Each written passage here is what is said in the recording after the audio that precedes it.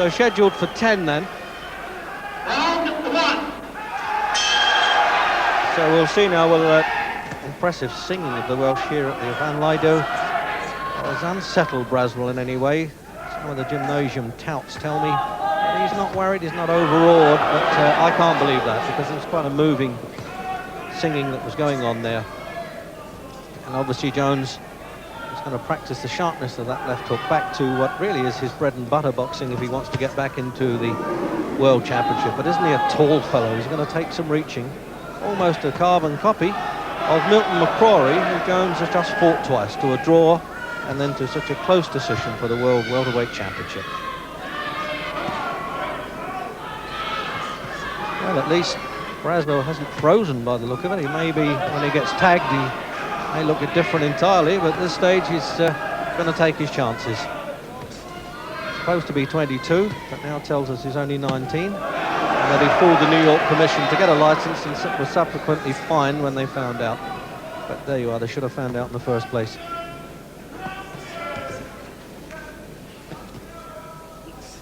He's not using his height, by the way. He's actually coming down to Jones's height, Jimmy. That's surprising. Yeah, he's adopted the opposite tactics from what I expected. I thought he'd have kept at a distance for the first few rounds. Colin's a notoriously slow starter.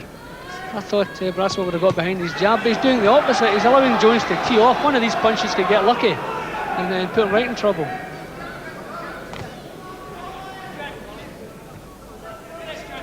The last thing we really expected to see Jones leading with that left jab and getting through with it, because this fellow's got such an advantage in reach.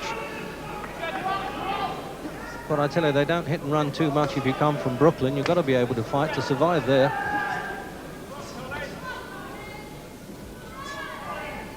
Amazing tactics.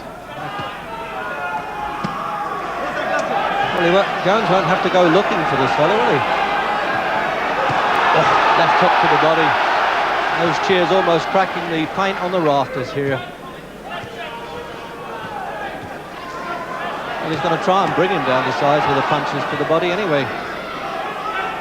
A little bit of ring rust, I suppose. How long does it take a boxer to sort of shake off that months out the ring, Jim? Well, it depends on the sparring he's had in preparation. Sparring's the main thing, and attitude has a lot to do with things. I mean, Colin's had 2 world title fights. It's difficult to come back to a 10-round non-title fight and raise the same gallop.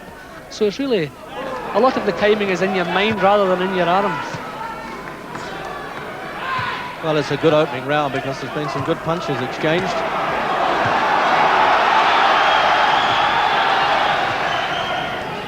And certainly nobody could say that Alan Braswell came here scared of Jones.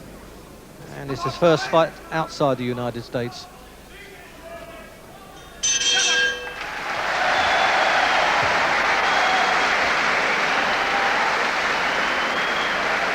It looks as though Jones is not bothering to sit down, or they're just late getting the stool in, I'm not sure. A wash and brush up treatment at the end of the first round. Let's have a look at some replay there now. There you got they're almost bumping heads. He just misses with that uppercut there, Braswell, and that's where Jones is trying to rip punches to the body to try and make this fellow drop his arms, Jim, right? Yeah, well, I mean, that was a surprisingly good first round. It was a terrific opening round. It's not what I expected at all. Expected a far quieter start to the fight, but Braswell wants to win this fight all right.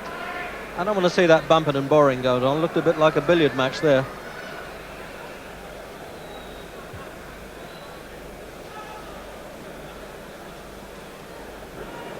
Seconds out. Round 2. Second round then. And the crowd feel, I'm sure, it's capacity crowd. Oh! He just dropped that right-hand chin, right on his shin, came from nowhere. That's the punch that puts him away. The lights went out in style for Braswell, who had done so well in the opening round. And I want to bet that half the crowd didn't see that coming, and certainly American was in that half of the crowd, Jim. Yeah, well, Braswell was always running the risk of staying close to Jones. Jones was going to get lucky with one of these bombs he was throwing. And that was a beautiful short right-hand punch, bang on the jaw. And Braswell never looked like beating the count. A lovely punch and a lovely finish, a surprisingly quick finish. I think Braswell was looking for the left hook, because that's obviously his pet punch. but he didn't produce that, and he just dropped the real first right-hander on his chin like a bolt out of the blue. So he really is back in world title contention. Jones has been dropped to number 2 by the WBC and the WBA, but only through his inactivity. But boy, is he back with a bang with that one. Good shots and neat little uppercuts, but I thought I'd wait my time until I could find him in my range with good jabs, and fortunately he come off well. Right, your time came very early in that second round. I think we can probably just have a little look and see how this fight ended, and you really just tell us about it. It's coming up now. Well, actually I just come out from the round, and I thought I'll attack him a little bit more this side, try and draw him in because he's so tall, and try and hit him with some of my own good jabs and uppercuts.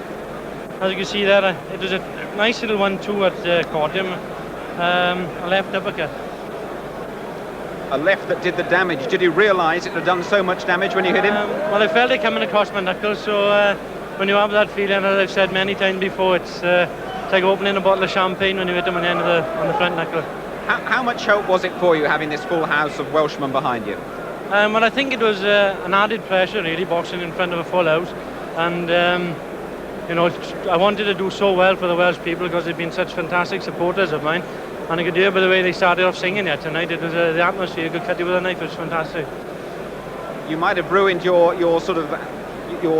being a little bit of a slow starter. You might have ruined that reputation of being a slow starter. Well, it was just a matter of he was coming, he kept coming, and he was very strong at it. You know, fair play to him. He came to have a fight, as I said on the bill, and I just caught him as he was coming, and as I say, when I felt it on the front knuckle, it was a fantastic feeling. Well then, Colin, let's bring Eddie Thomas in here. Eddie, what's next now for Colin Jones?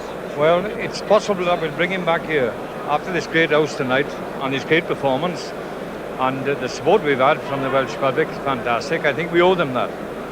But if not, probably in London again at the Alexandra Palace. Do you feel he's still got it within him to be that world champion that he's so desperate to be? Well, he proved it tonight. That kid in that first round tonight, he worried me a bit. He could fight. He took some great punches and he came back like a good one, didn't he? Like a thoroughbred. And I said to Colin when he got back, you're not going to knock this fella out quick tonight, so you better get in behind that left jab. I only turned in the corner and he was out. So you missed the punch, did you? Yes, I did again. I'm always doing that. Good. I bet Alan wished he'd missed that one as well. Anyway, fellas, thank you very much. I've really enjoyed coming here to Wales. Great performance. Well done, Colin. Thanks a lot.